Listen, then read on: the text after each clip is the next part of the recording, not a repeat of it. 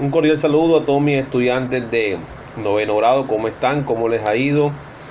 Bueno, en esta ocasión vamos a seguir en el estudio de la historia de Colombia.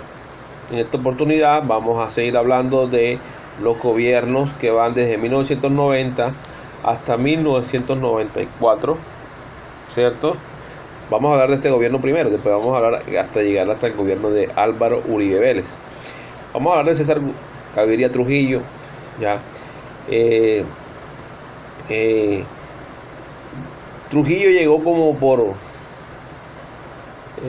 una resta, ¿cierto? Porque el que estaba listo para ser el nuevo presidente de la República era Luis Carlos Galán, que le fue asesinado por el Cártel de Medellín, porque quería pues hacer promover una ley de extradición para llevarse a los narcotraficantes para los Estados Unidos, lo que no le convenía.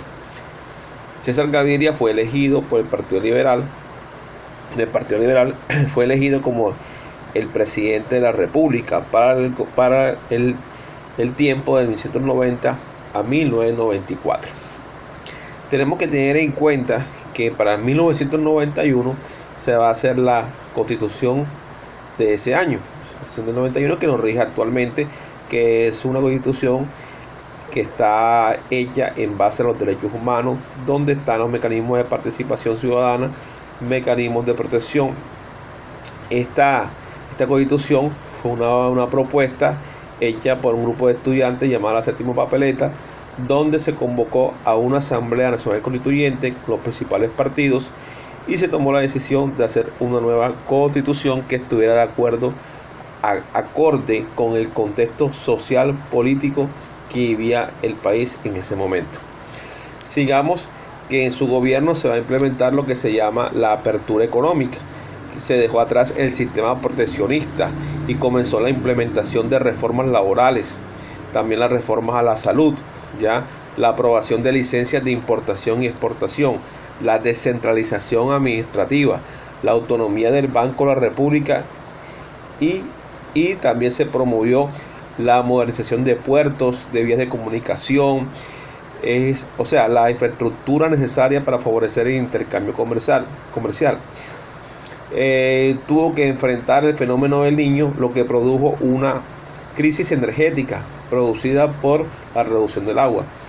El fenómeno del Niño es como un fenómeno climático que trae sequías, ¿ya? Y altas temperaturas, lo que hace que no haya lluvias. Y entonces los embalses no tenían agua para producir energía eléctrica. Por eso hubo una crisis energética, se dice. En lo que yo les estaba hablando de las reformas de salud, se hizo la ley 50 del 93 y la ley 100. La ley 50 es laboral y la ley 100 es de salud. Ya transformaba el sistema de salud, que tuvo unos efectos positivos y también unos efectos negativos. Ya, mejoraron algo la salud y ampliaron algunos derechos, porque se aumentaron los periodos de maternidad, las primas, vacaciones, pero también introdujeron elementos como la flexibilización laboral, que va a reducir el nivel de vida de los asalariados. Se organizó el bloque de búsqueda, que estaba compuesto por la DEA y la Policía Nacional, que dieron muerte a Pablo Emilio Escobar en 1993, ¿cierto? Pablo Escobar estaba en la cárcel del Envigado, se escapó y entonces se hizo una persecución hasta acabar con su vida. Venimos ahora con el gobierno de Ernesto Samper Pizano del 94 al 98, donde va a implementar el Salto Social, que es un plan de desarrollo destinado a combatir los altos índices de pobreza que agobiaban el país, porque las políticas neoliberales que había hecho Gaviria no estaban resultando del todo, porque lo que hizo fue abrir la brecha entre ricos y pobres. Estaba beneficiando a los de arriba, pero los de abajo los estaba perjudicando. Claro, porque al no tomar medidas proteccionistas, ¿cierto? ¿Qué pasa? Que entraban productos de otras partes del mundo a bajos precios y que estaba perjudicando el mercado interno, ¿cierto? Lo que beneficiaba a los grandes empresarios, pero los pequeños empresarios los estaba quebrando. El proceso 8000. El proceso 8000 no es más que dice que entraron dineros calientes a la campaña de Ernesto Samper Pizano, que la campaña de Samper fue financiada con dinero del cartel de Cali. Esto se llevó a las últimas instancias, pero no se le pudo comprobar nada. Esto dejó muy mal parado a Colombia en el ámbito internacional, a punto de que Estados Unidos le quitó el visado al presidente. Creó el Ministerio de Cultura y el SISBEN, que es el Sistema de Potenciales Beneficiarios de Programas Sociales. También hizo otro plan social llamado el Plan de Desarrollo Alternativo, llamado PLANTE. También aplicó los protocolos de Ginebra del derecho internacional humanitario. O sea que empezó a implementar el derecho internacional humanitario en el conflicto de guerrilla y paramilitarismo, ¿ya?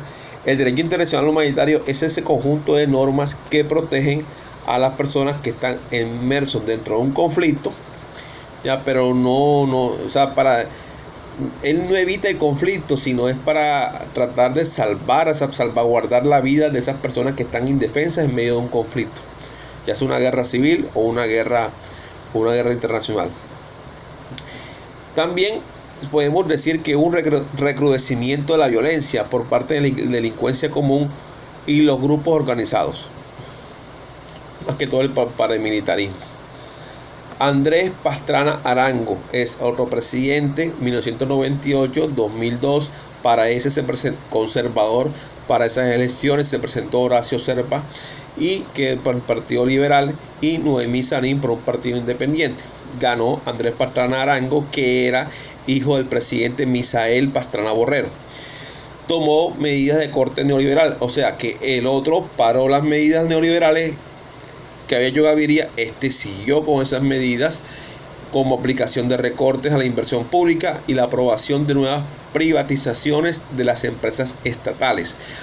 En un modelo neoliberal se busca la privatización de las empresas públicas, para que les quede claro. Se institucionalizó el Plan Colombia, o sea, él trató otra vez de restablecer las relaciones con los Estados Unidos. El gobierno colombiano se puso de acuerdo con los Estados Unidos para acabar con cultivos ilícitos. Por eso Estados Unidos le va a dar 1.500 millones de dólares, lo que se conoce como el Plan Colombia. ¿Para qué? Para financiar las fuerzas militares y diversos proyectos sociales, y también es combatir los cultivos ilícitos en Colombia. En 1998, en octubre, Pastrana inicia conversaciones con la FARC, que pone como condición, la FARC, que va a colocar, el gobierno acepta la propuesta del líder guerrillero Manuel Maduranda Vélez de despejar o retirar al ejército de un área de más de 42.000 kilómetros, conformada por los municipios de Uribe, Meta, Vistahermosa y San Vicente del Caguán. Ya, entonces, ¿qué va a pasar? De que Maduranda Vélez no se presenta para las conversaciones, no se presenta, y eso queda ahí en puntos suspensivos. El ELN, que era otro grupo guerrillero, anunció sus retiros ante la negativa del gobierno de otorgarles una zona de despeje, y en enero del 2002, ¿ya? Pastrana decide suspender el proceso de paz con la FARC. Aquí también tenemos que ver que las AUC, ¿cierto? Las AUC, que viene diciendo que aparece en 1997, que son las Autodefensas Unidas de Colombia, se convirtieron en un grupo paramilitar de los hermanos Castaño, que se convirtieron en un factor de presión para el gobierno de Pastrana a través de actos delictivos como masacres, extorsiones, secuestros. Las AU pretendían un estatus político similar al que se le había otorgado a la guerrilla para poder sentarse con el gobierno, pero el gobierno nunca va a aceptar esto, o sea que no se logró tal objetivo. ¿Ya?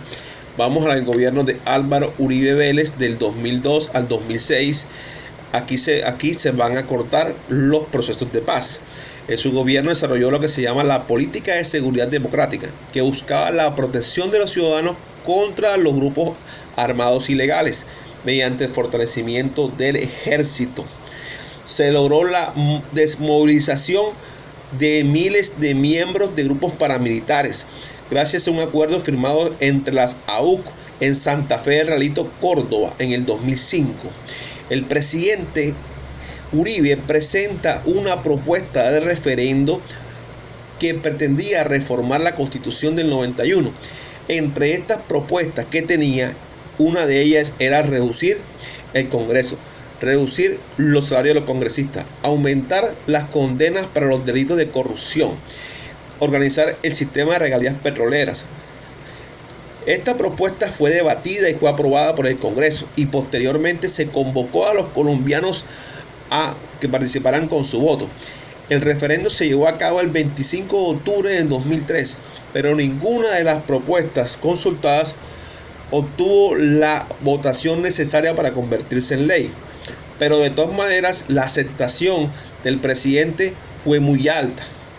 Este gobierno promovió un proyecto de reforma constitucional que fue aprobada en el 2005, por la cual se aprobó la modificación del artículo 197 para aprobar la reelección presidencial. En el siglo XX nunca había habido una reelección presidencial, solamente fue elegido como presidente 2 veces, fue de seguido Simón Bolívar en el siglo XIX, y lo mismo fue Rafael Núñez. Ya para que tengan eso en cuenta ahí. Entonces, esto como lo más importante que puede decir del primer gobierno de Álvaro Uribe Vélez, que es del 2002-2006. Recuerden que él se hizo una reforma de la Constitución del artículo 97 para que hubiera reelección, porque en Colombia no había reelección presidencial, y él volvió otra vez a ser presidente de la República del 2006 al 2010. En el 2008, por ejemplo, se le dio de baja a Raúl Reyes, que era uno del segundo comandante de la FARC, y posteriormente liberó a la excandidata presidencial Ingrid Betancourt y otros 14 personas que estaban secuestradas. Esto se conoce como la Operación Jaque.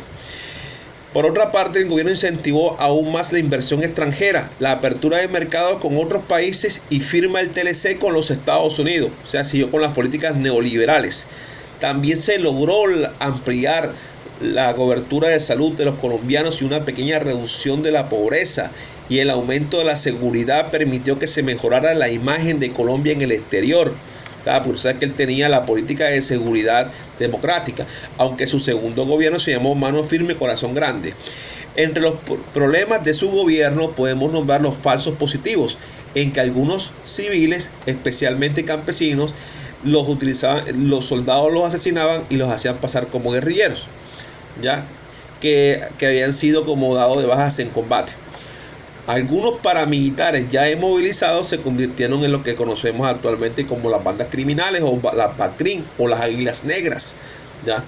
También hay otro problema de que se supo que dentro del Congreso había gente que tenía nexos con ¿qué? Con paramilitares, lo que se conoce como la parapolítica.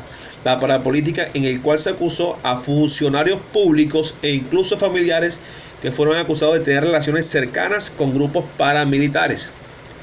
La Yidis política, ya era me acuerdo el apellido Yidis, que era una congresista, pues que estaba inmersa pues dentro del Congreso y tenía nexos con los paramilitares.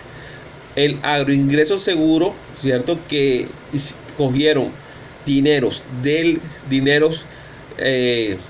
subsidios que eran destinados para los campesinos y llegaron a manos de la élite colombiana, de gente de dinero aquí en Colombia. Y la chuzada del DAS, ya de que se investigó y se supo de que chuzaban los teléfonos de los transgresores o los enemigos de Álvaro Uribe, de otros partidos políticos. Fueron como los principales problemas que tuvo el gobierno de Álvaro Uribe Vélez. Entonces, ahí le hice como una pequeña recopilación, una pequeña síntesis de los gobiernos presidenciales desde 1990 hasta el 2010. Ya nos faltaría hablar de Juan Manuel Santos, de los dos últimos gobiernos de Juan Manuel Santos, y después hablamos de la economía en Colombia. Economía en Colombia serían los temas que nos tocaría hablar de él, pero les hice como una pequeña síntesis. Miren la ficha de refuerzo ya que les envié. Claro que eso tienen que buscar más información, no se limiten a la información que yo les dé, ¿cierto? Es importante de que ustedes se apropien de la realidad del país y solamente se pueden apropiar conociendo la historia de nuestra nación. Entonces ha sido un placer. En la otra semana tenemos evaluación. Entonces nos estamos viendo. Les voy a dejar este video para que les sirva de material de estudio. Bueno, muchas gracias. Ha sido un placer haberles explicado esta clase.